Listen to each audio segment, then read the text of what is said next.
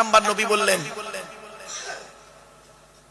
দুই ঠোঁটের মাঝখানে এই জিভের গ্যারান্টি দাও, হারাম খাবার খাওয়া থেকে জিভটাকে ঠিক করো, বাজে ভাষা বলা থেকে জিভটাকে ঠিক করো, পরনিন্দা পরচর্চা করা থেকে জিভটাকে ঠিক করো। এক নাম্বার। আর দু নাম্বারটা কি? দুই রানের বীজখানে লজ্জাস্থানের গ্যারান্টি দাও, দুই ঠোঁটের মাঝখানে দুই রানের বীজখানে, এই দুটো জিনিসের গ্যারান্টি তোমরা আমাকে দাও, আমি মুহাম্মদ সাল্লাল্লাহু আলাইহি ওয়াসাল্লাম তোমাদের জান্নাতের গ্যারান্টি দিয়ে দেবো। যান বাড়ি চলে যান, গিয়ে দেখবেন হয় চাচার নিচে খারাপ নয় চাচার উপর খারাপ। আমি বলি the messenger of Allah,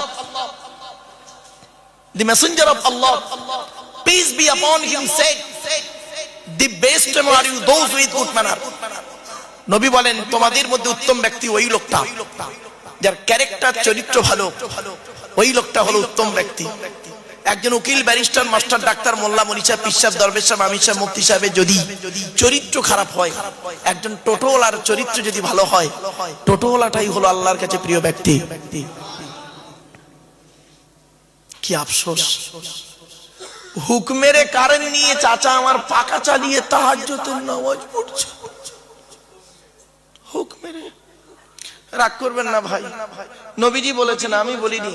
লানাল্লাহু মান সারাকা মানারাল আরদি, ওই সমস্ত লোকেরা জাহান্নামে যাবে যারা জমির আল চুরি করে করে জমি বাড়িয়ে নেয়। কত আলচোর চাচা এখানে বসে আছে, আল্লাহই ভালো জানে। কি মুশকিল। আমার বাপেরা, চলুন একটা করে আলোচনা করি। এক নাম্বার হলো কি?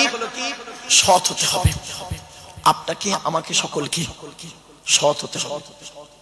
এই জন্য বলা হয়েছে many loss is something loss, health loss is nothing loss, but character loss is everything loss. মানুষের যদি টাকা চলে যায়, ইনকাম করলে টাকাটা আবার ফিরে আসবে। মানুষের যদি শরীর চলে যায়, ভালো মন্দ খেলে শরীরটাও ফিরে আসবে। কিন্তু বন্ধু, মানুষের যদি চরিত্র চলে যায়, চরিত্র কিন্তু আর ফিরে আসবে না। এই জন্যই নবী বলেছিলেন দুই ঠোঁটের মাঝখানে দুই রানের বীজখানে। কথাটি মাথায় রাখুন। চলো না কি যাই। দুই নাম্বার, জলসা কমিটি হতে গেলে হালাল খাবার খেতে হবে। শুধু জলসা কমিটি একা হালাল খাবে? বক্তা, শ্রোতা, কমিটি সকলকে হালাল খেতে হবে। চলুন চলুন একটা বাস্তব কথা আপনাদের বলছি, শুনলে চমকে যাবেন। এই 2025 সালের ঘটনা। বোম্বাইতে গিয়েছিলাম জলসা করতে। তা কলেজের প্রফেসর, হিন্দু, ব্রাহ্মণ ঘরের ছেলে, ব্রাহ্মণ ঘরের সন্তান, উনি একজন হিন্দু মানুষ, কলেজের প্রফেসর। আমাকে বলছেন, স্যার আমি আপনার বক্তব্য খুব শুনি ইউটিউবে, আমি এবং আমার স্ত্রী দুজনেই শুনি। আমি বললাম থ্যাংক ইউ। আপনার বাড়ি কোথায়? বলছে আমার বাড়ি কলকাতায়, আমি কর্মসূত্রে মহারাষ্ট্রে আছি। বলছে আমি একটা প্রশ্নের উত্তর জানতে এসেছি আপনার কাছে। কি? বলছে স্যার আমি কোরআন পড়লাম। Thank you. বলছে কোরআনে লেখা আছে দেখলাম শূকরের গোশত খাওয়া হারাম, শূকরের মাংস ভক্ষণ করা হারাম, মদ খাওয়া হারাম, সুদ খাওয়া হারাম, ব্যভিচার করা হারাম। কাদের জন্য হারাম স্যার? যারা আল্লাহকে বিশ্বাস করে, নবীকে বিশ্বাস করে, তাদের জন্য তো হারাম। আমি তো আল্লাহকে বিশ্বাস করি না, নবীকে বিশ্বাস করি না, তাহলে আমি যদি সুদ খাই, মদ খাই, শূকরের মাংস যদি ভক্ষণ করি, ব্যভিচার যদি করি, কেন আল্লাহ আমাকে কিয়ামতের মাঠে শাস্তি দেবে? আমাকে তো হালাল খেতে বলিনি। প্রশ্নটা বুঝতে পেরেছেন? আর ভাই প্রশ্নটা বুঝতে পেরেছেন কি বলুন? উত্তরটা দিচ্ছি শুনুন। মারাত্মক কঠিন প্রশ্ন। আল্লাহ কেন আমাকে শাস্তি দেবেন? আমি তো কোরআন পড়ে দেখলাম, কোরআনে লেখা আছে ইয়া আইয়ুহাল্লাযীনা আমানু, এর মানে তো হচ্ছে হে ঈমানদার বান্দাগণ। তা আমি তো ঈমানদার নই। তখন আমি বললাম স্যার আপনি গোটা কোরআন পড়েছেন? বলছে হ্যাঁ। আমি বললাম প্লিজ স্যার কিছু মনে করবেন না, একটু মিস্টেক হয়ে গেছে কোন এক জায়গায়। সে কি? আমি বললাম স্যার আপনি কি জানেন এই টোটাল কোরআনে, শুনে নিন বাপেরা, এই টোটাল কোরআনে 3 শ্রেণীর লোককে আল্লাহ হালাল খেতে বলেছেন। কয় শ্রেণীর লোক? 3 শ্রেণীর লোক। চলুন দেখি এই 3 শ্রেণীর মধ্যে আমরা পড়ি কিনা একটু দেখি। উনি পট করে কাগজ কলম বের করে নোট করছেন। বলুন।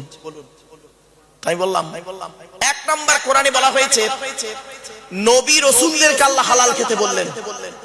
পট করে উনি বললেন, আচ্ছা নবী রাসূলরা তো হালাল খাবেন, তো এটা আল্লাহর বলার কি দরকার ছিল? কিছু বুঝতে পারছেন ওয়াজ? আমি বললাম স্যার কেন বলেছে জানেন? যাতে করে সাধারণ মানুষের মাথায় এটা না ঢুকে যায় নবী মানে যা খুশি তাই। এত সহজ নয়।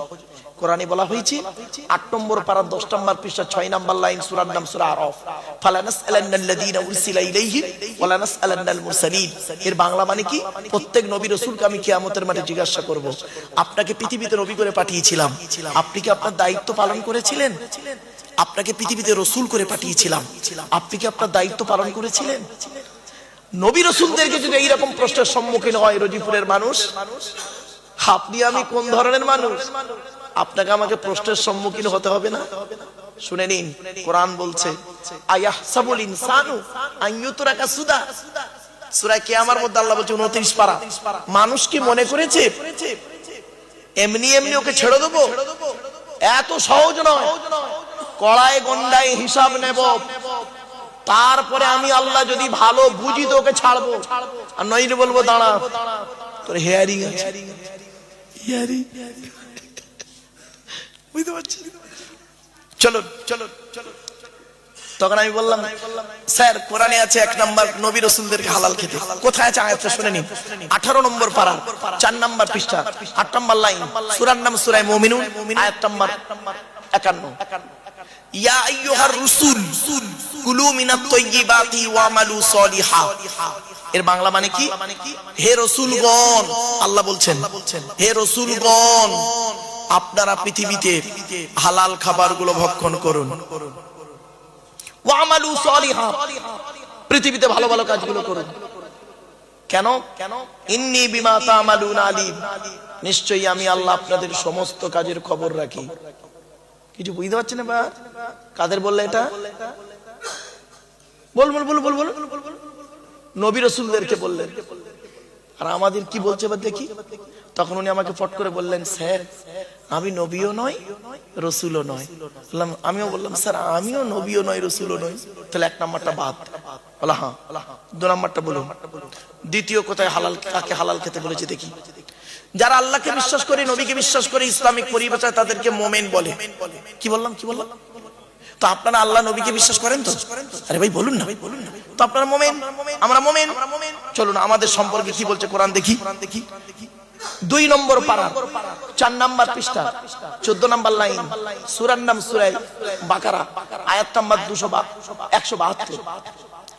ইয়া আইয়ুহাল্লাযীনা আমানু, হে ঈমানদার বান্দাগণ, কুলু মিন তাইয়্যিবাতি মা রাযাকনাকুম ওয়াশকুরু লিল্লাহি ইন কুনতুম ইয়্যাহু তা'বুদুন। হে ঈমানদার বান্দাগণ, আমার দেওয়া হালাল রিজিকগুলো তোমরা ভক্ষণ করো, হারাম খাবার কখনোই খেতে যেও না। মনে রাখবেন, হারামের বিরিয়ানি ভাতের থেকে হালালের ডাল ভাতটাই ভালো। ঠিক না বে ঠিক?